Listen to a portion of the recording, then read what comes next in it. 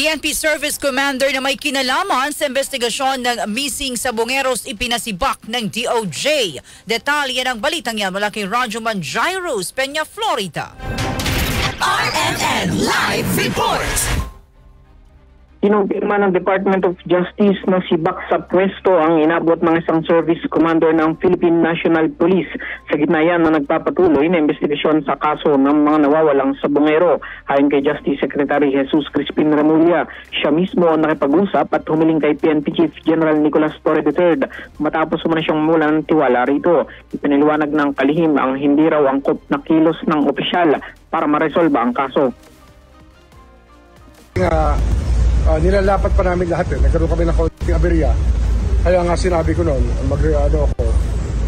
makikiusap ako kay General Torre na i-relieve yung isang service commander. At nangyari naman. Kaya ngayon malinaw na naman ang aming landas patungo sa paglutas nitong problema ito. Parang parang hindi angkop ang kanyang kilos sa magandang pag-resolve ng kaso. Hindi, parang lang, ayoko kasi nag-aalangan ako na tao. Ito kasi very important business to.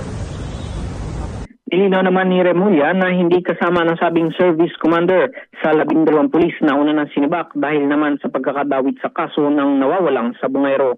Kasama mo sa DCXL RMN Manila, Radyo Mandairo sa Peña, Florida, Tatak RMN.